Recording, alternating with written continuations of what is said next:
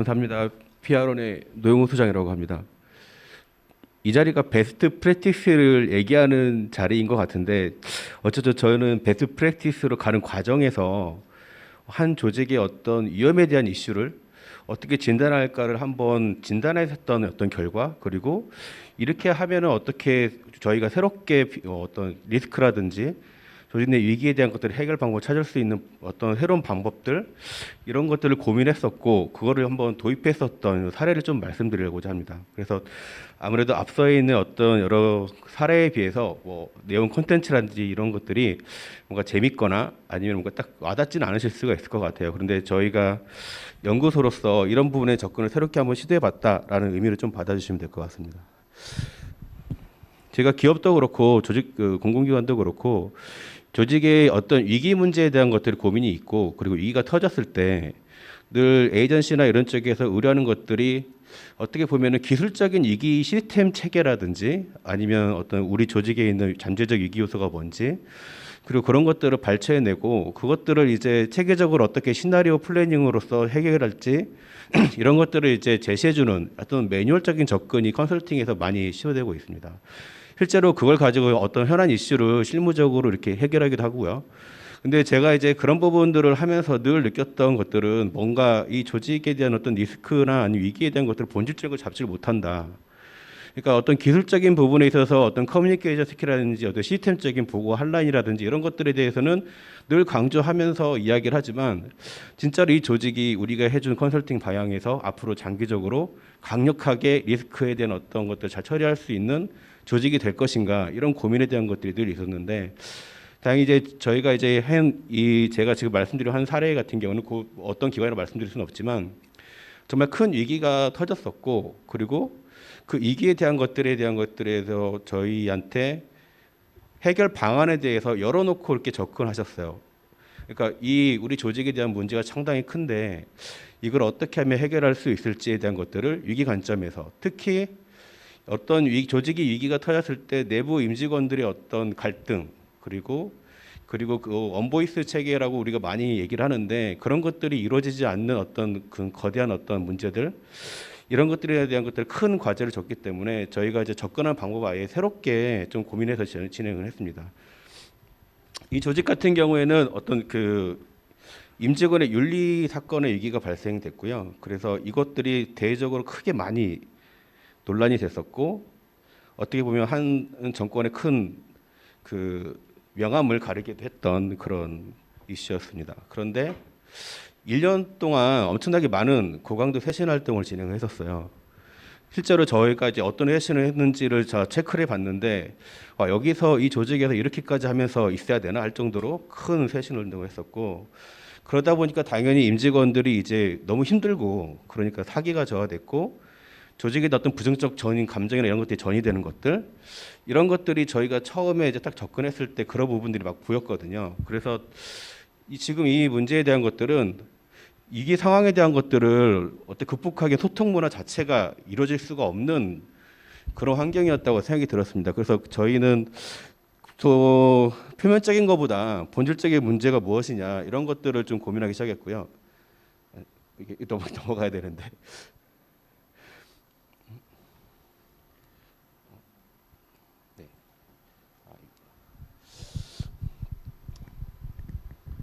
결론적으로 얘기하면은 그 회사의 커뮤니케이션이 있습니다. 조직에 대한 커뮤니케이션은 기본적으로 동료 간의 커뮤니케이션도 있고 상사와의 커뮤니케이션도 있는데 가장 중요한 게 탑에서부터 내려올 수 있는 어떤 회사 전반에 대한 커뮤니케이션이거든요. 근데 이것들이 뭐 저도 이제 저희 회사에서 뭐 대표님이라든지 이렇게 커뮤니케이션 하게 되면 그것들이 밑에까지 잘 전달되고 하는 것들은 불가능하죠. 그런데 적어도 그 무게감에 대한 중요성에 대한 것들은 정확하게 있어야 되는데 이 부분에 대한 것들 수용성이 많이 떨어지는 어떤 문제가 있지 않느냐라고 이렇게 생각이 들었습니다. 그래서 그런 문제점을 접근하기 위해서 어떻게 보면은 이게 조직의 어떤 신뢰라는 게 이 조직이 외부적인 부분에서 신뢰가 좀 많이 하락이 됐지만 가장 큰 문제는 그 계기를 통해서 조직에 있는 내부적인 어떤 문제들이 막 표출이 됐고 그게 어떤 조직이 임직원들의 조직에 대한 신뢰까지 연결되는 그런 거에 대한 것들이 문제를 해결한다고 생각을 해서 크게 세 가지 과제를 설정해서 접근했거든요. 그러니까 중요한 거는 이 조직에 어떤 위험 이슈가 있으면, 위험에 대한 어떤 문화가 있으면 그걸 적극적으로 바라보고 해결할 수 있는 임직원 그룹이 필요하거든요.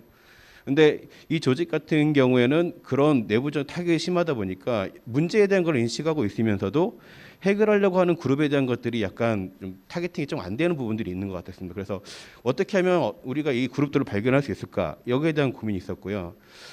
그리고 뭐 말씀하신 조직 충성도나 이런 것들이 많이 이제 떨어지는 부분들이 있지 않을까 싶어서 이 충성도를 높이기 위해서는 어떤 변화에 대한 방향, 그리고 이거를 우리가 잘할 수 있는 커뮤니케이션 어떤 프로그램 쪽으로 접근할 수 있을까. 예를 들면 우리가 변화를 위해서 뭐 하자고 했는데 그 시쳇말로 이런 말이 나와요. 뭐 술자리나 회식하면서 하시겠지.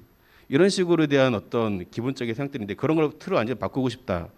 이런 생각 때문에 어떻게 보면 새로운 프로그램을 좀 기획할 수 있는 뭘 해야 될까? 그리고 회사의 조직적인 커뮤니케이션 수용도를 높이기 위한 어느 커뮤니케이션 활성화 방안을 사내컴적인 측면에서 이 조직 같은 경우는 어떤 사내컴에 대한 스펙트럼이 있고 조직원들이 가장 활성화된 사내컴에 대한 것들 어떤 부분이 있을까라는 것들을 좀 살펴봤는데 생각보다 이제 사내컴에서 이제 선호하는 것들을 봤을 때 좀 놀라운 결과가 있어서 그런 것들도 제 흥미롭게 좀 생각을 해봤습니다.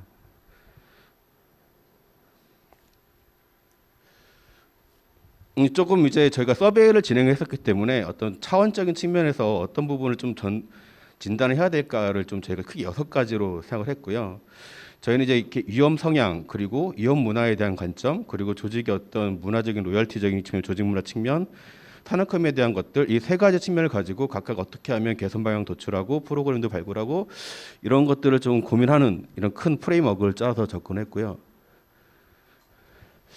저희가 이제 접근했던 것던 게 리스크 컬처라는 어떤 컨셉이 개념이 있는데 사실 저희 같이 이제 뭐 학문적으로 이렇게 잘 접근하지 않는 이런 실무적인 측면에서는 이런 개념에 대한 것들은 듣긴 했지만 실제로 여기서 적용해서 보는 기회들이 많지가 않거든요. 그런데 이번에는 이 리스크 컬처라는 것들을 예를 들면 뭐 경영 컨설팅 회사라든지 아니면 HR 쪽에서는 이 개념을 써서 많이 조직에 대한 어떤 어프로치와 진단을 하고 있거든요. 그래서 그런 부분들을 따왔습니다. 거기서 개념이 뭐냐면 개인이 있고 그리고 개인의 행동이 있고 조직의 어떤 문화가 있는데 이게 서로 이제 연결되는 부분에 대한 얘기를 하는데 그중에서 가장 첫 번째로 개인의 어떤 태도, 위험에 대한 위험과 관련된 업무에 대한 어떤 태도를 갖고 있는지 이런 차원으로 나눠 가지고 이렇게 진단하는 부분들이 있더라고요. 그래서 이것들이 어떤 행동과 그리고 조직 문화에 영향을 받는 그런 관계에 대한 것들을 좀 봤는데 이 조직 같은 경우에는 전반적으로 이제 위험 상향이 낮았죠. 그러니까 위험성이 낮은데 이게 왜 발생할까 이런 고민들을 이렇게 하게 하는 시작점이 됐었고 그리고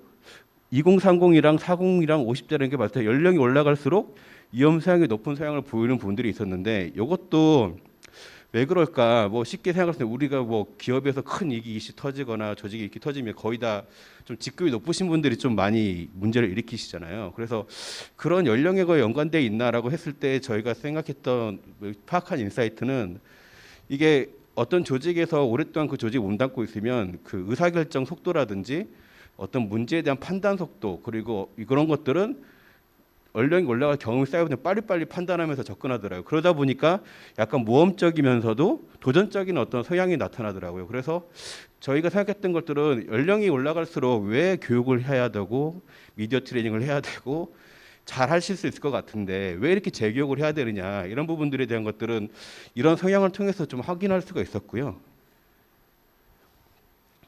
또 위험 문화에 대한 측면 같은 경우에는 결국에는 이 조직이 위험을 바라보는 어떤 관점과 태도에 대한 접근이 있는데 크게 8가지 차원으로 이렇게 생각을 해봤습니다.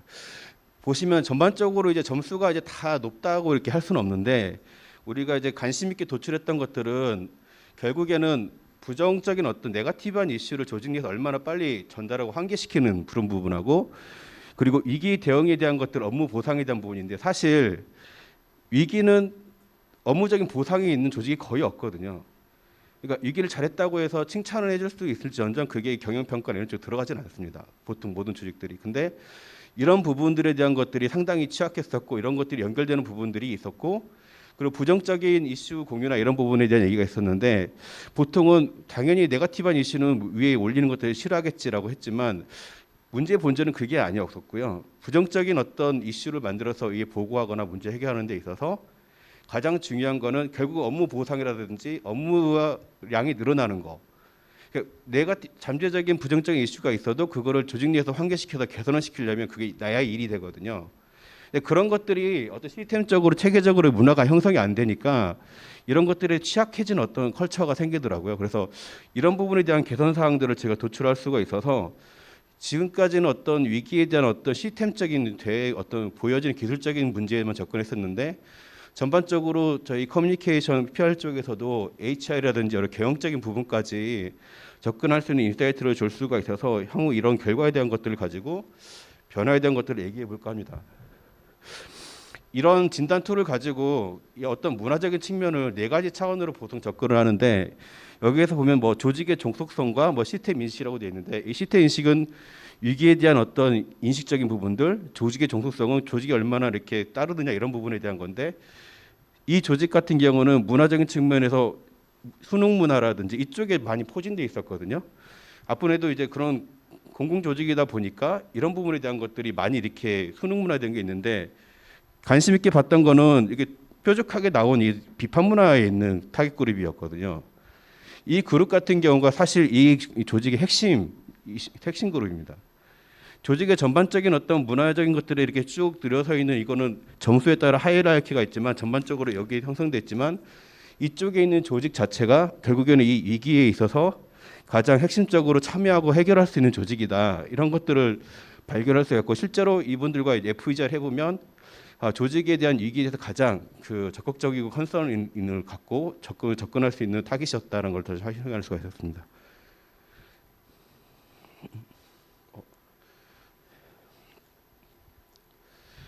네.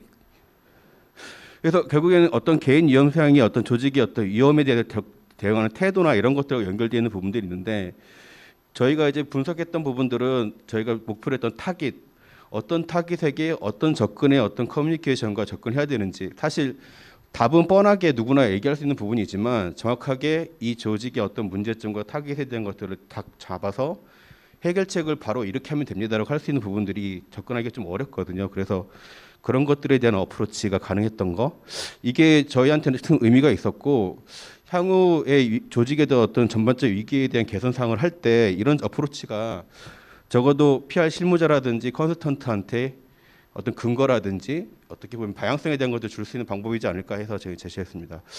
그리고 이제 조직 문화에 대한 진단을 좀 저희가 진행을 해보면 결국에는 조직의 어떤 위험 문화라든지 사내컴도 가장 중요한 게 이제 조직에 대한 어떤 문화적인 요소라고 생각을 했고요.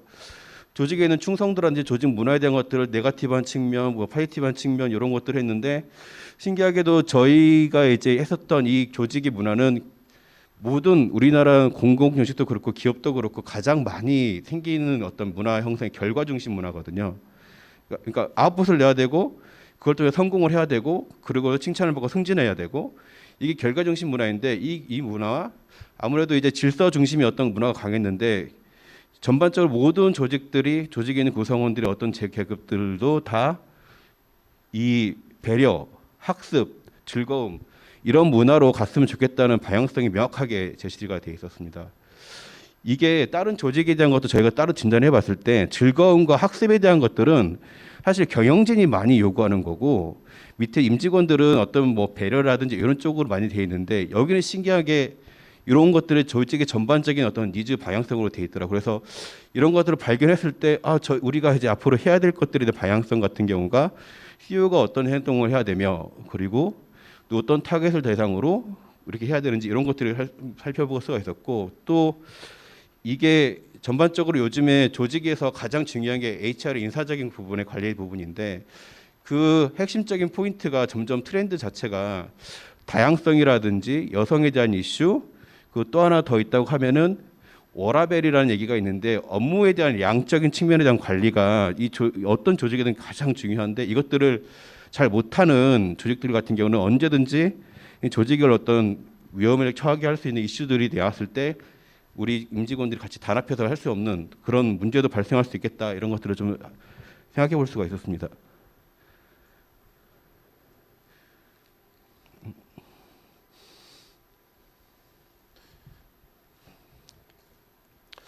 네, 그래서 이제 간단하게 요약한다고 하면 어떤 조직의 어떤 큰 비행 이슈로 인해서 어떤 대내의 신뢰를 받았고 외부적인 신뢰도 있지만 내부적인 신뢰 얘기를 했을 때 현명하게 임직원하고 커뮤니케이션 접근법 같은 경우를 저희는 이제 위험 문화 진단인지 조직 문화 진단, 한해컴에 대한 이슈 이런 걸로 좀 저희가 좀 정리를 해서 어프로치 할 수가 있었고요. 크게 지금 세 가지 어떤 시사점과 프레임워크에 대한 것들을 좀 저희가 전략 개발 차원에서 좀 접근했는데, 첫 번째로 위험 문화 진단을 통해서 조직이 맞는 위기 관련 개선을 접근 방향을 좀 도출하려고 했고요. 그 결과 조직 내 어떤 위험 문화를 통해서 관리한다는 것들은 개선시킨다는 것도 있지만 참여시켜서 이 조직의 문제를 같이 해결해 줄 수 있는 어떤 그룹들, 이런 것들을 타겟팅할 수 있는 어떤 프로그램을 도출할 수 있는 부분들을 이 프레임을 통해서 저희가 할 수 있었다. 그리고 앞으로 이런 것들이 좀 조직에 대한 위기험 문화를 진단, 위기를 극복하는 데 있어서 본질적인 문제를 찾는 데서 좋은 프레임워크로 사용될 수 있겠다라는 생각이 들었고요. 그리고 이 조직의 의기소통 목표는 결국에는 조직의 만족도로 이어져야 되고, 특히 위기가 닿으면 조직의 어떤 변화 공감대 목소리가 올라가거든요. 그랬을 때 이번 기회에 새롭게 문화를 바꿔줄 수 있는 어떤 리더십에 대한 것들을 할 수 있는 전문적인 조직 문화 캠페인이나 이런 것들을 도입할 수가 있다. 이런 것들을 PR이라든지 이런 쪽으로 리딩해서 에이전시가 해줄 수 있지 않을까. 이런 부분들 때문에 좀 도전적으로 좀 과제를 가고자 하고요. 그리고 사내컴에서 이제 뭐 원보이스 얘기할 때 늘 사내컴 얘기를 하는데, 저희가 발견했던 것들은 그 탑다운 채널하고 쌍방향 채널이 있는데, 탑다운 채널에서 가장 여기 조직들이 선호하는 채널이 어떤 거일지 저희가 생각했을 때 뭐 여러 건 예를 들면 뭐 내부 회의라든지 뭐 여러 가지 이제 직접적인 소통인 줄 알았는데, 결국 이 조직 같은 경우는 이제 이메일을 가장 선호하더라고요. 그러니까 조직의 어떤 탑다운 같은 경우에는 다른 어떤 그런 것보다는 정보의 효율성에 대한 것들을 상당히 중요시하는 부분들이 있었고, 쌍방향 채널 같은 경우에도 여러 가지 문화적인 동아리 활동, 사내에서 뭐 회식 활동 뭐 이런 것들은 다 제끼고, 상사화라든지 이런 쪽의 커뮤니케이션에 대해서 상당히 목말라 있는 부분들을 발견할 수가 있습니다. 그래서 이런 사내컴 만족도 강화에 대한 것들을 할 때 언보이스의 요건으로서 이런 것들을 집중 발굴해서 집중을 하면, 저희가 뭐 에이전시로서 어떤 이런 부분을 개선할 때 여러 가지 프로그램을 제시하지만 핵심적인 부분만 찾아서 제시했을 때도 효과를 크게 발휘할 수 있는 이런 부분에 대한 것들을 확인할 수 있지 않았나 싶었습니다. 네, 이상입니다. 감사합니다.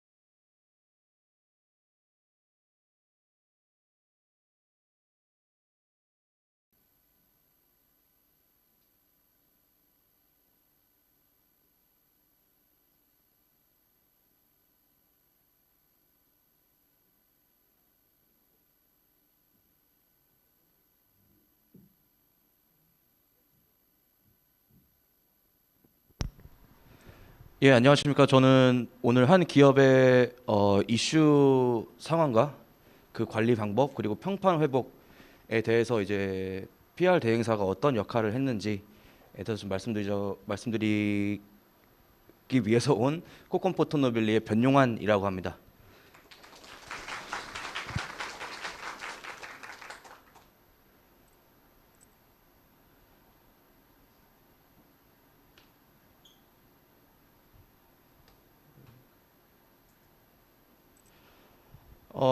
뭐 이런 뭐 기후 변화라던가 이제 코로나19 지금 저희가 겪고 있는 상황이기도 한데, 이런 이제 지구적 위기를 저희가 겪고 있고요. 그리고 이런 테러 사건에 의한 위기라든지 아니면 이제 예상치 못한 이제 이런 사건 사고들로 인한 위기, 이제 이런 국가 차원의 위기도 발생하고 있습니다.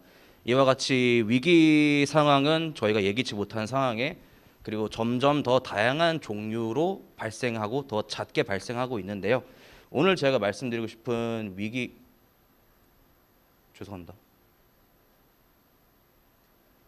상황은 이제 기업의 위기 상황에 대해서 말씀드리고 싶습니다. 기업들도 이제 경영 활동을 하다 보면은 이제 다양한 위기 상황에 노출될 수 있고 위기 상황을 직면할 수 있는데요. 그러면은 이제 이런 위기 상황에 직면했을 때 이제 경제적 손실도 발생하기도 하고 브랜드 가치 하락 이로 인해서 이제 다양하게 엮여 있는 다양한 이해관계자들이 이제 손해를 보게 되는 이제 그런 상황이 발생하게 됩니다. 일단 들어가기 앞서 이제 간략하게 이제 제가 오늘 발표 내에서 말씀드리고 싶은 내용에 대해서 한번 정의를 내리고 들어가자면은 위기라고 하면은 이제 예기치 못한 부정적인 사건으로 조직의 평판 또는 이미지가 실추되고 조직의 성과나 주요 이해관계자들과 관계가 심각한 영향을 끼칠 수 있는 이런 걸 위기라고 하고요.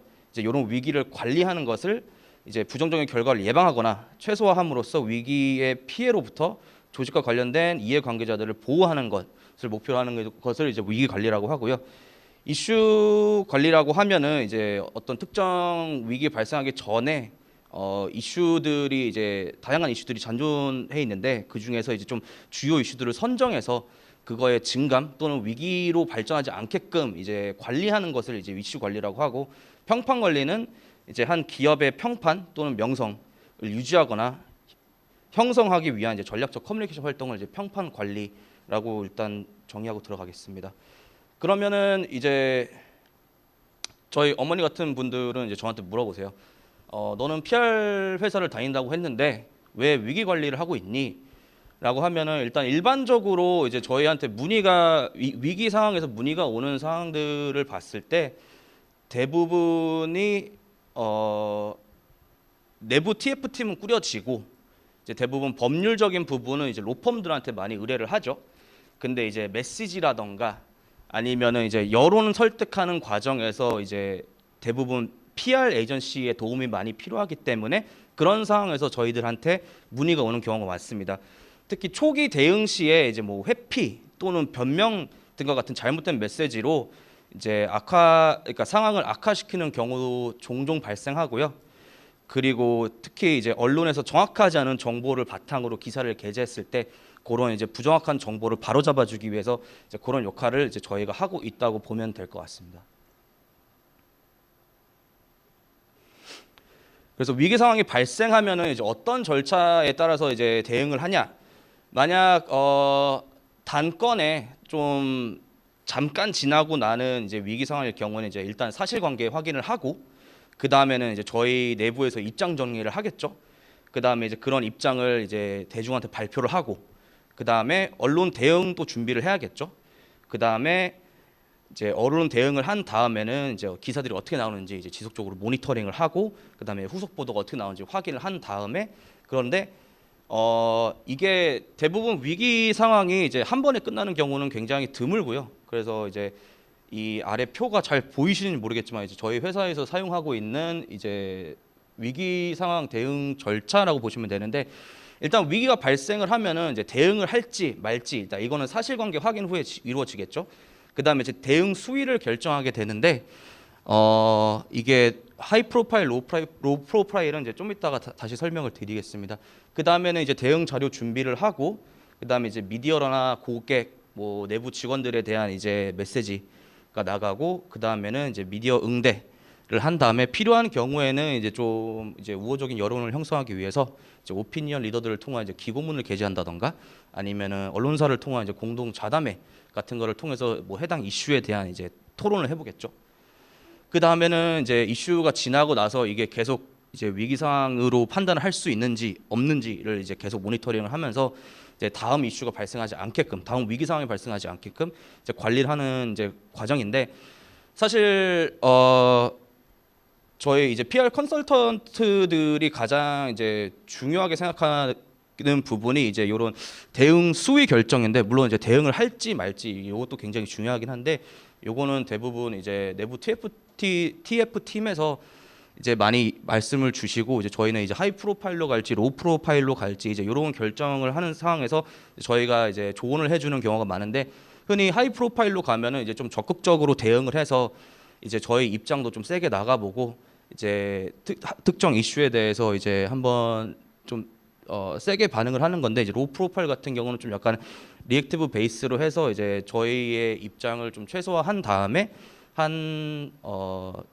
위기에 대해서 좀 소극적으로 반응하는 거라고 볼 수 있습니다. 아이고, 죄송합니다. 그래서 일단 대응 자료를 준비하는 과정인데 죄송합니다, 오타 같네요. 일단 크게는 이제 입장문이랑 이제 예상 Q&A 같은 게 될 것 같은데, 일단 첫 번째로 대표적으로 이제 입장문이 될 텐데, 우선은 특정 위기 상황이 발생한 다음에는 이제 관심과 우려, 뭐 사과 등 이런 거를 표명을 해야겠죠. 그 다음에 사실 확인을 했을 때 어떤 사실이 확인되었는지 그런 거를 얘기를 해준 다음에 이제 객관적 수치, 자료 근거를 대주고, 그다음에 이 위기를 이제 해소하기 위해서 어떻게 해결 방안을 하겠다. 그다음에 이제 이런 위기가 재발하지 않게끔 앞으로 이제 어떤 재발 방지 대책을 마련하겠다라는 게 이제 대부분 다 들어가는 게 이제 좋은 입장문이라고 평가를 받는데, 그냥 말로만 하면은 조금 느낌이 안 올 것 같아서 여기 하단에 갖고 온 거는 한 사례인데, 이게 대부분 아실 텐데 이제 대한항공 땅콩 회항 사건이 있었는데 그 당시에 이제 초기에 나아갔던 입장문입니다. 뭐 제가 뭐 입장문에서 평가를 할 수 있는 사람은 아닌 것 같은데, 일단은 간략하게만 보면은 제가 하이라이트한 부분이 약간 좀 아쉬웠던 부분들인데, 뭐 탑승교로부터 10m도 이동하지 않은 상태로 항공기 안전에는 문제가 없었습니다. 뭐 맞는 말인데 사실 뭐 10m 또 이동하지 않은 상태, 막 이런 표현은 조금 아쉬웠던 것 같고요. 제가 느끼기에는 담당 부사장의 지적에도 불구하고 규정과 절차를 무시했다. 이게 사무장에 대한 이제 질책이 있었는데 이제 무시했다라는 점과 매뉴얼조차 제대로 사용하지 못하고 변명과 거짓으로 적당히 둘러댔다. 이거는 약간 그 당시 상황을 이제 내부 직원한테 약간 이제 돌리는 게 아닌가 싶었고, 이제 임원으로서 문제 제기 및 지적은 당연한 일입니다. 물론 당연하지만 이렇게 써놓으니까 좀 별로죠. 그리고 이제 철저한 교육을 통해 서비스 질을 높이겠습니다. 요거는 이제 그 향후 재발 방지 대책이긴 한데 조금 더 자세한 내용이 들어가 있었으면 더 좋지 않았을까라고 해서 약간 좀 아쉬움이 남는 입장문이었고, 다음 사례는 이제 2015년 당시 사실 코로나 전에 이제 메르스가 터졌었는데, 이때 이제 삼성병원에서 다량의 환자가 발생하면서 이재용 부회장이 이제 기자회견을 열고 이제 당시에 이제 발표했던 입장문인데요. 이거는 약간 좀 잘 쓰여진 입장문으로 이제 많이들 공유가 되고 있어갖고 한번 가져와 봤습니다. 일단은 국민 여러분께 너무 큰 고통과 걱정을 끼쳐드려 죄송합니다. 그리고 유족분들, 치료 중인 환자분들, 이제 격리 조치로 불편을 겪으신 분들께 죄송합니다. 구체적인 타겟을 이제 명시를 하죠. 저희 아버님께서도 1년 넘게 이런 식으로 이제 공감대를 형성하죠. 우리 아버지도 아프다. 예, 저도 여러분들의 고통을 이제 느끼고 있다. 그러면서 이제 저희가 끝까지 책임지고 치료해 드리겠습니다. 이제 해결 방안이죠. 그리고 이제 수습되는 대로 병원을 대대적으로 혁신하겠습니다. 이런 일이 발생했는지 철저히 조사하고 재발 방지를 위해 노력해 나가겠습니다. 그리고 밑에는 이제 세부적인 이제 앞으로 재발 방지를 위해서 어떤 노력을 해 나갈지 이제 말씀을 했던 이제 그런 입장문이었는데, 나중에 한번 찾아보시면은 아니면 한번 직접 써보시면은 좀 재미를 느끼실 수도 있을 겁니다. 사실 Q&A는 대부분 컨피덴셜인 경우가 많아서 제가 샘플을 넣지를 못했어요. 그래서 이거는 그냥 제가 아까 앞서 보여드렸던 대한항공 땅콩 해양 사건에 대한 예상 Q&A를 제가 그냥 앉아서 한 10분 만에 정리를 한 건데, 이런 식으로 이제 저희가 뭐 예를 들어서 기자한테 전화가 왔을 때 어떤 질문을 할 것 같다. 요거는 이제 평소에 기자들과의 이제 컨택을 통해서 이제 이들이 뭘 궁금해할지 이제 저희가 미리 예상을 해 본 다음에 거기에 대한 이제 예상 답변을 이제 미리 작성을 해 놓는 거죠.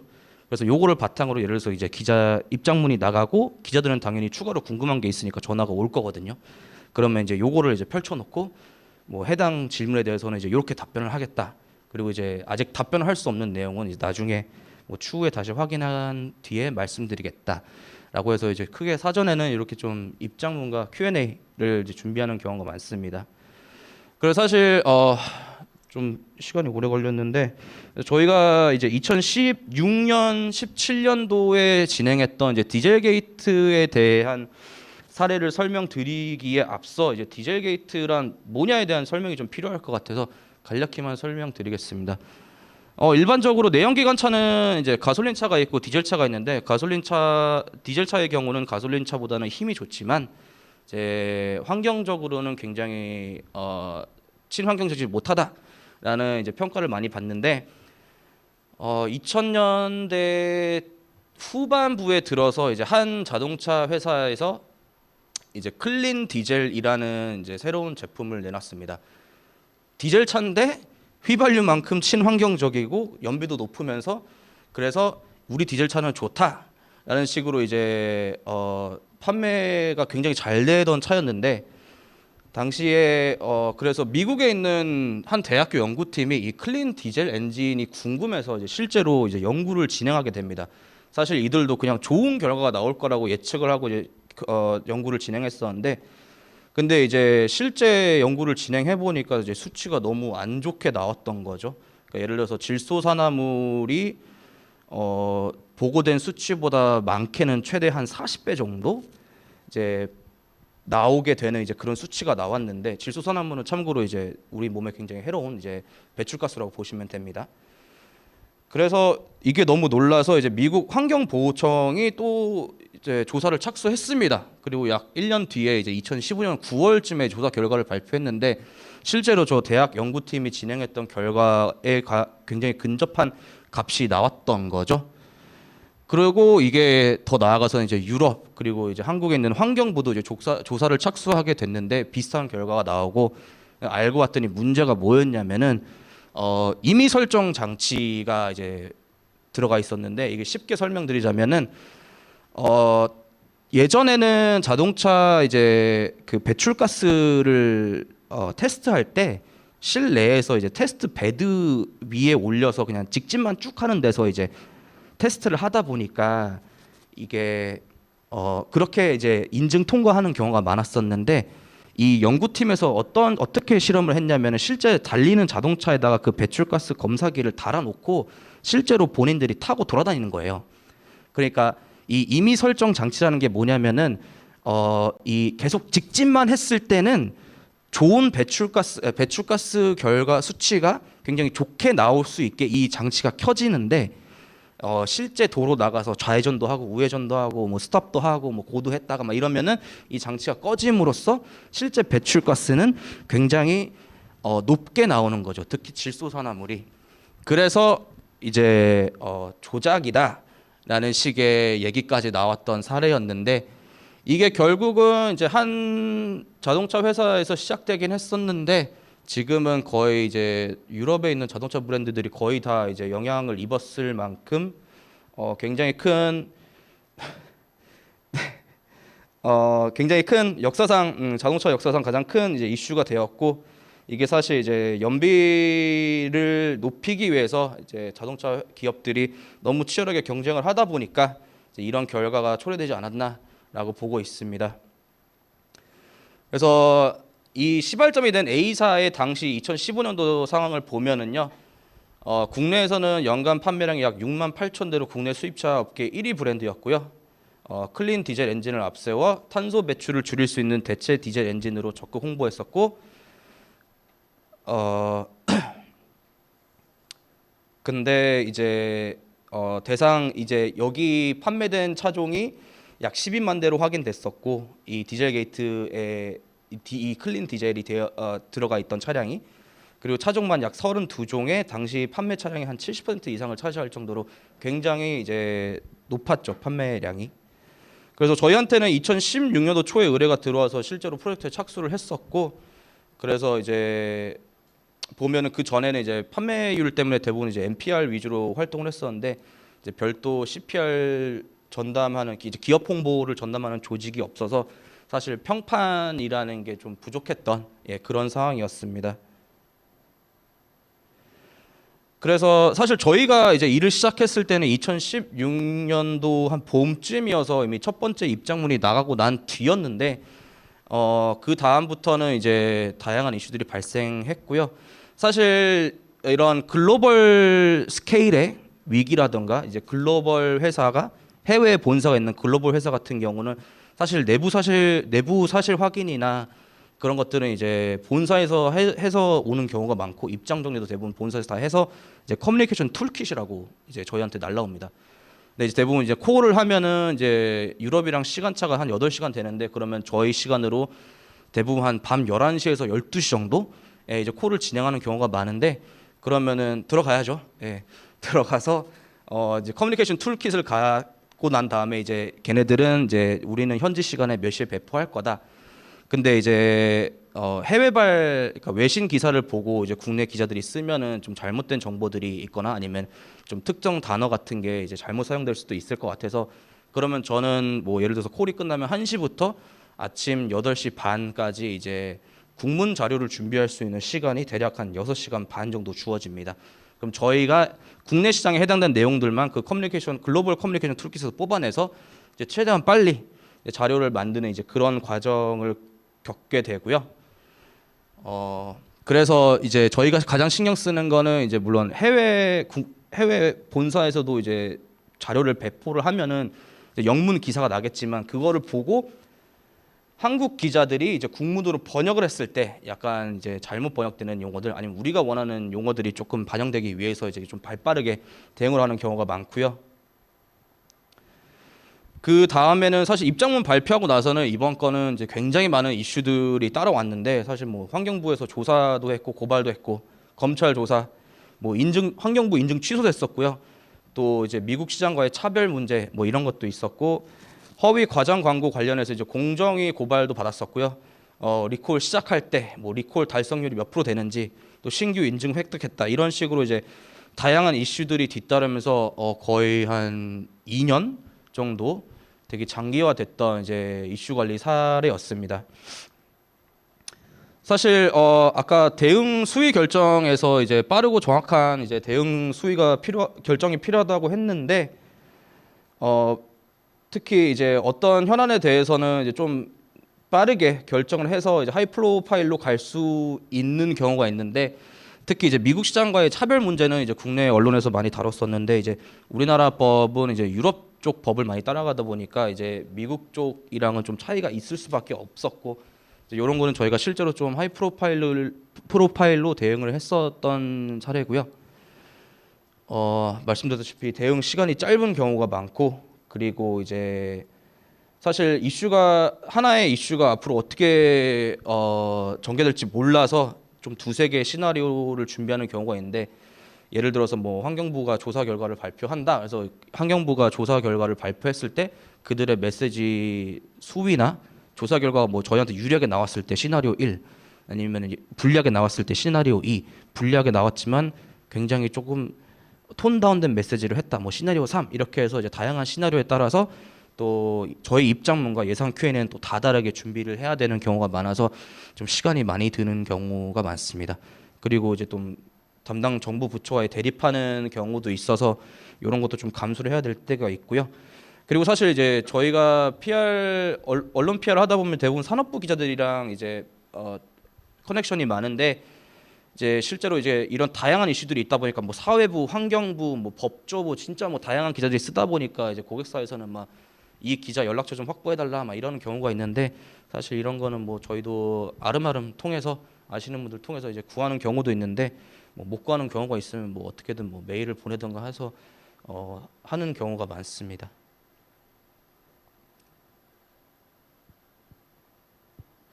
그래서 이제 평판 회복 과정으로 넘어가면은 이제 간단하게 말씀드리자면 이제 조직 내부를 이제 개편하고 강화했고요. 이제 고객 대상 캠페인도 진행했었는데 이게 사실 100만 원 상당이면 별거 아닌 것 같은데 이게 거의 모든 소유주에게 제공할 정도로 당시에는 굉장히 파격적인 캠페인이었고요. 그리고 이제 딜러 파트너십 이게 실제 판매는 이제 딜러사에서 하다 보니까 이제 나중에 판매 정지를 당하면서 이제 딜러사들이 이제 판매를 못 하게 된 상황이어서 이제 본사에서 약 2,680억 원을 투입해서 이제 딜러들을 좀 살려준 케이스였고요. 그다음에 좀 적극적인 CSR 활동을 통해서 좀 평판을 회복할 수 있는 이제 그런 방안들을 좀 마련했었던 걸로 기억을 합니다. 사실 평판 회복 단계에서는 이제 저희가 하는 외부 뭐 이런 활동들을 하고 있다, 아니면 뭐 조직 내부를 개편했다라고 이제 외부에 알리는 것도 굉장히 중요하지만 사실 더 중요한 거는 이제 내부 홍보 담당자, 그 TF 팀을 이끄는 사람이 이제 뭐 각 부처라든가 뭐 부서들 그리고 이해관계자들을 좀 설득하는 과정이 더 중요할 수도 있고요. 왜냐하면 사실 저 조직 내부 개편을 위해서 본사라든가 이제 설득해야 될 사람이 굉장히 많잖아요. 그리고 뭐 저런 캠페인을 진행하거나 파트너십을 강화하기 위해서 예산을 투입하고 뭐 CSR 활동을 개시하기 위해서는 다 돈이 필요한데 그럼 다 이제 본사를 설득해야 되는 과정이기 때문에 앞으로 이제 그런 내부 이제 PR 담당자의 역할이 좀 더 중요해지는 시기라고 볼 수 있을 것 같습니다. 이게 제가 설명한 게 뭐 위기가 발생하고 그다음에 이제 잔잔한 이슈들이 따르면서 이슈 관리를 하고 이제 평판 회복을 하는 과정으로 보면은 이제 시간적으로 보면 이제 그렇게 느껴질 수도 있긴 한데 사실 평판 관리는 기업 홍보의 기본 베이스기도 하고 그래서 실제로 이제 평소에 평판 관리를 잘해서 이미지가 좋은 기업들은 위기 상황이 발생하더라도 그 위기 상황을 좀 빠르게 헤쳐나가는 경우가 대부분 많고 평소에 좀 평판이 안 좋은 경우에는 그다음에 위기 상황에서 극복하는데 조금 시간이 오래 걸리는 경우가 많습니다. 그래서 A사의 현재에 대해서 말씀드리자면은 현재 수입차 업계 3위 자리까지는 탈환을 했고요. 뭐 이런 상들을 받았었는데 그래서 이제 제가 마지막으로 드리고 싶었던 질문은 그래서 이게 과연 성공적인 이슈 관리 사례라고 평가할 수 있는가에 대한 질문을 좀 던지고 싶었고 저는 개인적으로 위기 관리나 이슈 관리가 뭐 잘한다 못한다 평가하기는 조금 어려운 것 같습니다.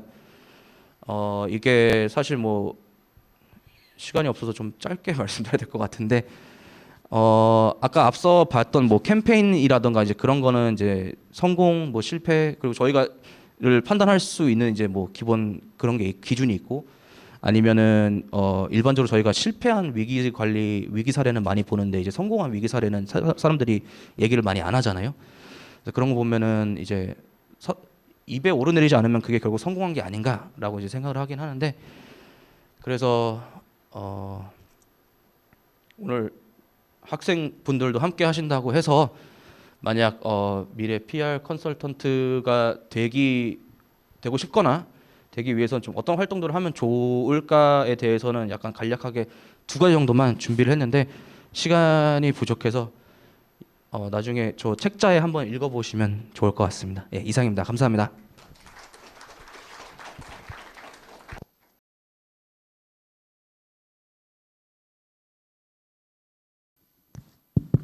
네, 안녕하십니까. 국민대학교 김성수입니다. 오늘 저는 아까 발표 3번째였죠. 조직 위험 문화 진단과 신뢰회복 커뮤니케이션 전략에 대해서 말씀을 드리도록 하겠습니다. 개인적으로 굉장히 의미 있고 또 시적절한 그런 주제로 발표를 해주셔서 정말 감사하다는 말씀을 드리고 싶고 이 발표해 주신 내용과 어떤 주제나 그런 전반적인 방향에 대해서는 저는 개인적으로 깊이 동의한다는 말씀을 드리고 싶습니다. 그래서 오늘 저는 이제 토론자로서 저 개인적으로 조금 더 궁금한 점이라든지 그리고 조금 더 추가적으로 말씀드릴 만한 것들을 위주로 오늘 말씀을 드리도록 하려고 합니다. 먼저 조직 만족도 프로그램 발굴이라는 주제 그 서브 주제로 말씀을 해주신 게 있는데. 이 프로그램을 이제 어떤 프로그램을 구체적으로 가동하는지가 사실은 저는 중요하다고 생각이 됩니다. 그래서 그리고 이 프로그램이라고 하면은 흔히들 현재 50대들 특히 뭐 임원들이나 뭐 그 높은 레벨에 있는 분들은 뭐 회식을 생각을 한다든지 아니면은 뭔가 추가적인 행사를 뜻하는 경우가 좀 사실 좀 많을 것 같습니다. 이렇게 되면 결과적으로 그 회식이나 행사에 불필요하거나 혹은 불가피하게 또 거의 의무적으로 참석을 해야 되는 경우가 생기고 그렇게 되면은 MZ 세대들이 과연 좋아할 수 있을까? 저는 사실 그런 생각이 들었습니다. 물론 이제 발표해 주신 선생님께서 이제 그런 것들만 의미를 하신 것은 아니겠지만 일반적으로 사실 그러니까 구체적으로 어떤 프로그램이 있을 수 있는지가 사실 좀 궁금했는데 기존의 그런 MZ 세대들이 별로 좋아하지 않을 만한 행사나 그런 회식이나 이런 것들로 이런 프로그램을 가동한다면 결과적으로 이런 좋은 방향의 그 방안이 있다고 하더라도 저는 과연 어떤 만족도를 높이고 어떤 그 이직률을 낮춘다든지 그런 조직 몰입이라든지 그런 긍정적인 결과를 가져올 수 있을 것인가, 이 부분에 대해서 좀 고민이 있었으면 좋겠다는 생각이 듭니다. 그리고 아까 말씀하셨던 내용 중에 그러니까 이메일로 소통하는 것이 가장 선호하는, 그러니까 조사하신 내용 중에 가장 선호하는 수단이었다, 이렇게 말씀을 하셨는데, 사실 저는 이 부분도 좀 연결을 해서 말씀을 드리고 싶습니다. 그러니까 기본적으로 의사 결정은 아무래도 조직의 그 위에 계신 분들이 주도를 하시다 보니까, 특히 MZ 세대들, 특히 스텝 레벨에서는 좀 결정적으로 어떤 중요한 의사결정에 참여하기가 좀 어려운 경우가 많이 있고, 결국에는 통보를 받는 그런 통보를 받는 그런 모습으로 이제 어떤 실무를 하게 되는 경우가 많죠. 어떨 때는 제대로 된 의사결정의 결과를 듣지도 못하고 무엇을 하는지, 무엇을 목적으로 하는지, 어떤 일을 해야 되는지 이런 것도 좀 공유가 제대로 안 된 상태에서 사실은 실무를 진행하는 경우가 많기 때문에, 저는 개인적으로는 물론 이제 여러 가지 해석이 있을 수 있습니다만, 제 개인적인 생각은 기본적으로 정보 전달부터 좀 해줬으면 좋겠다. 정보를 좀 자세하게 전달해서 내가 대체 무슨 일을 하는지, 그리고 무슨 일을 어떤 목적으로 하는지 이런 것들에 대한 정보를 좀 전달해줬으면 좋겠다, 이런 뜻이 아니었나, 개인적으로 그렇게 추측을 하고 있습니다. 그리고 오늘 발표해 주신 내용이 이제 커뮤니케이션이나 또 조직 문화를 중심으로 말씀을 해주신 건데요. 저는 개인적으로는 우리나라의 이제 조직 문화가 상당히 좀 경직되어 있고, 물론 이제 업계마다 또 많이 다르긴 합니다만, 그래도 다른 나라에 비하면은 사실 평균적으로는 분명히 경직되어 있고 굉장히 수직적인 위계 질서에 의해서 움직이고 있다고 생각이 됩니다. MZ 세대들이 지금 여러 조직에서 적응을 못하고 만족하지 못하는 모습을 보이는 이유 중에 하나가 저는 이런 부분이라고 생각을 하는데, 아까 말씀드린 뭐 회식을 강요한다든지 술자리를 강요한다든지 이런 것도 마찬가지죠. 그럼 이제 조직 문화를 바꾸기 위해서는 어떻게 해야 되나, 이 부분을 좀 커뮤니케이션 채널을 더 만들고 리더십을 새로 세우고 교육을 하고 이런 것도 물론 중요합니다만, 조금 더 실질적인 조치가 좀 있었으면 좋겠다라는 생각이 들었습니다.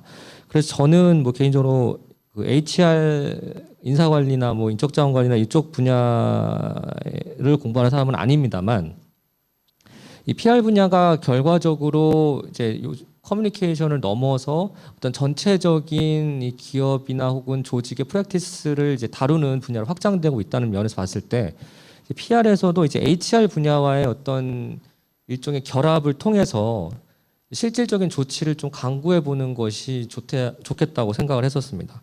그래서 뭐 긍정적인 방향으로는 어떤 좋은 다면 평가를 이제 많이들 요즘에 하는데, 그 다면 평가 결과를 사실 참고용으로만 보는 경우가 많고 인사 고과에 뭐 크게 중요한 역할로 쓰지 않는 경우가 많다고 들었습니다. 물론 회사마다 다르고 제가 또 이 부분은 좀 과문합니다만, 그럼에도 제가 이해한 것이 맞다면 다면 평가라든지 그 밖에 어떤 객관적이고 과학적인 수단으로 이 리더의 이 조직 문화를 바꾸려는 노력, 그리고 실질적인 그 결과를 갖고서 인센티브를 아주 확실하게 준다든지, 아니면 그 반대로 뭔가의 불이익을, 인사상의 큰 불이익을 주는 정도로 좀 획기적인 조치를 취해야만 이 한국에서 이 조직 문화가 바뀔 수 있다고 생각합니다. 제 느낌으로는 한국의 조직 문화는 이런 강력한 조치가 없이는 사실 다소 좀 변화 속도가 느리거나 굉장히 지속적으로 긍정적인 방향으로 유지되지 않는 그런 문제가 생길 수 있다고 생각합니다. 그래서 오늘 저는 이제 이런 말씀을 이제 발표를 들으면서 드리고 싶었습니다. 네, 발표 잘 들었습니다. 감사합니다. 네, 안녕하세요. 저는 그 발표사 디젤게이트 이슈 관리 및 평판 회복의 토론자로 오게 된 경기대학교 조윤용입니다. 네, 상당히 유익하고 뜻깊은 세미나에 토론자로 참여하게 돼서 개인적으로 영광이고, 실제 곁에서 많은 지인들뿐만 아니라 저 또한 해당 브랜드의 소비자로서 겪었던 위기 사례를 접하게 돼서 개인적으로 더 굉장히 흥미롭게 읽었던 사례입니다. 이제 이 A사라고 말씀을 하셨는데, 이 위기 관리 회복 차원에서 언급이 아예 안 되는 것이 좋은 것이다라고 하셔가지고 제가 계속 A사라고 말씀을 드리겠는데 이 이제 자료를 이 케이스 스터디를 어떻게 보자면 교육 자료로 구성할 때 추가했으면 좋을 만한 내용을 제가 조금 추가로 말씀을 드렸으면 좋겠어요. 이 이제 위기 및 이슈 관리 과정을 정리할 때 저희 이제 여러분들 많이 학교에서 배우셨을지 과정에서 배우셨을지 모르겠지만 위기 책임성에 대해서 조금 배우셨을 거예요.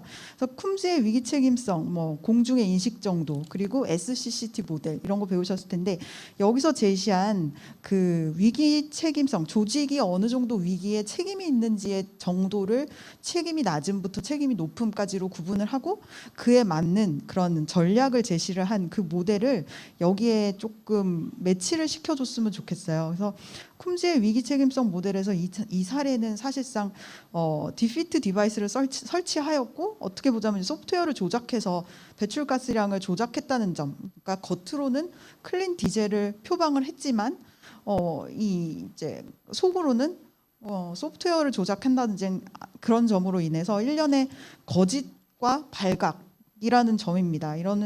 이런 점에서 보자면 쿰즈의 위기 책임성에서는 가장 책임성이 높은 단계인 사고의 범죄 수준이라고 할 수 있는데 그 SCCT 모델에서 조직의 위기 책임성이 가장 높다고 인식되는 경우는 굉장히 이제 사과 전략이나 보상 전략이나 수용적 전략을 사용해야 한다고 제시를 하고 있습니다.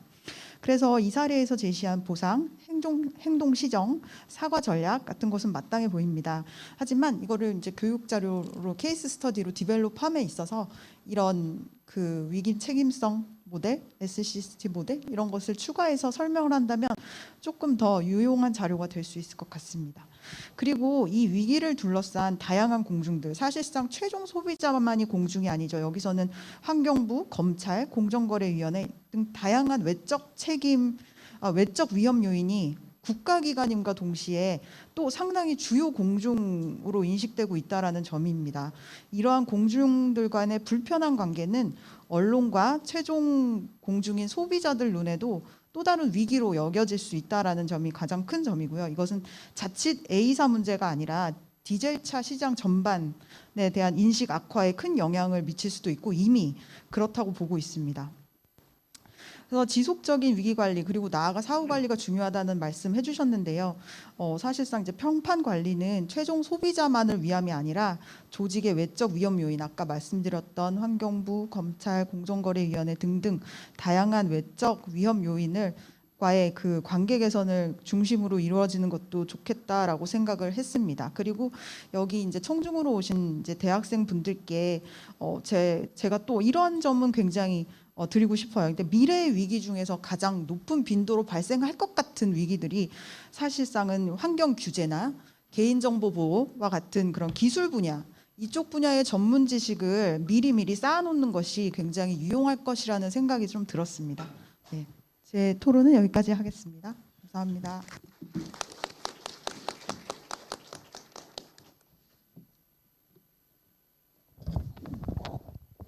네, 교수님 감사합니다. 그 말씀 주신 그 부분들 그 앞으로 이런 부분에 대한 개선 사항이 좀 더 이렇게 접근이 되지 않겠느냐 하는 말씀들 중에 조직 문화에 대한 거를 좀 더 개선하기 새롭게 뭔가 그 기존적인 관행에 대한 방법이 아니라 새로운 게 필요하지 않겠느냐. 그 질문에 대한 답을 하기 위해서 이제 저희가 이 컨설팅을 했었었고요, 사실은. 그리고 그 과정을 만들어가고 있는 과정에 뭐 모든 걸 다 지금 상황에서 말씀드릴 수는 없는 상황이긴 한데 예를 들면 이렇습니다. 그 실제로 말씀하신 대로 그 이런 케이스예요. 높으신 직급들 같은 경우는 조직 문화를 위해서 이렇게 직원들하고 뭐 스킨십이나 이런 얘기를 하게 되면 업무 끝난 다음에 같이 회식하면서 치얼업하는 거 외에 할 수 있는 게 뭐가 있어라고 생각하는 게 인식이 많이 강하세요. 근데 사실 그 젊은 친구들 같은 경우는 그렇게 하기 싫어하는 문화가 많고, 근데 그 안에는 정말 본질적인 게 숨겨져 있거든요. 그 젊은 친구들이 회식하는 게 싫고 같이 이제 대화하는 게 싫은 게 아니고요. 우리가 고통받고 있는, 우리가 힘들어하고 있는 본질적인 것들을 왜 피하고 그렇게 왜 인간적으로 아니면 그런 뻔한 그런 걸 하느냐가 그 답이더라고요. 그래서 예를 들면 조직 문화에 대한 어떤 변화라고 하면 진짜로 그 본질적으로 많이 고민하고 있는, 예를 들면 뭐 업무에 대한 것들이, 요소들이 그런 거 있거든요. 그 업무에 대한 것들이 상당히 그 저희 회사도 그렇고 모든 조직이 마찬가지입니다. 그 업무에 대한 불만이 되게 많아요. 그 업무 분배라든지 양이라든지, 왜 나만 고생하는 것 같고 왜 다른 쪽은 좀 덜 쉬운 거 하는 것 같고, 그런 부분에 대한 그 고민들이 이 젊은 친구들한테는 공평하지 않다고 생각하는 게 많거든요. 그래서 그걸 예전에는 그런 것들을 인내하고 참아내면서 뭔가 이제 다음 직급이나 다음 완료하면 나는 또 다른 환경에서 뭘 하겠지라고 했지만, 점점 그런 게 없어지는 상황에서는 그런 부분에 대한 거를, 예를 들면 저는 배려라는 컨셉을 통해서 조직 전반의 어떤 리더십을 갖고 뭐 타운홀 미팅을 통해서 그런 것들을 풀어나간다든지, 그런 것들은 그래서 이제 경영이라든지 이런 쪽에 연결되는 게 본질적으로 건드려주고, 그 다음에 같이 친목하고 유대감을 갖고 하는 게 그 다음에 이루어져야 되지, 이게 앞이 되고 그 뒤가 되면 이제 반응이 이제 올 수가 없죠. 그래서 그런 부분에 대한 전략적인 포인트들 저희 이제 PR이나 이런 쪽에서도 찾아갈 수 있도록 조사라든지 좀 뎁스 있게 그 조직에 대한 것들을 바라볼 필요가 있다라고 해서 좀 그렇게 접근하면 저희도 좀 새로운 어떤 차원에서 이제 그 접근할 수 있는 그런 인사이트를 얻을 수 있지 않을까 이렇게 생각을 하고 있습니다. 네, 감사합니다.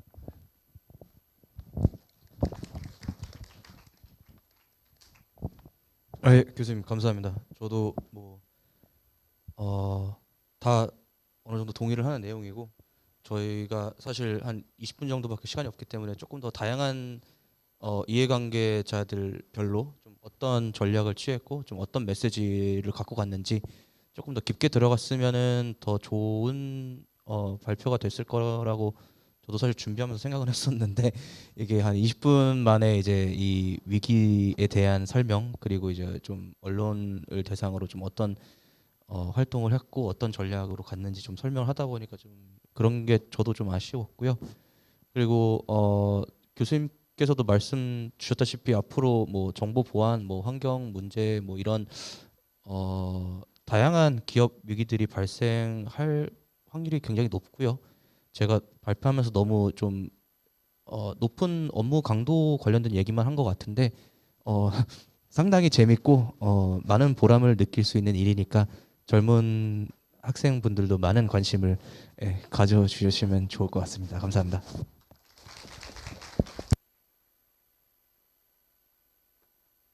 네, 감사합니다. 세션 두 번째 발표자님과 토론자님들께 다시 한번 큰 박수 드리면 감사하겠습니다. 네, 자리하셔도 되겠습니다.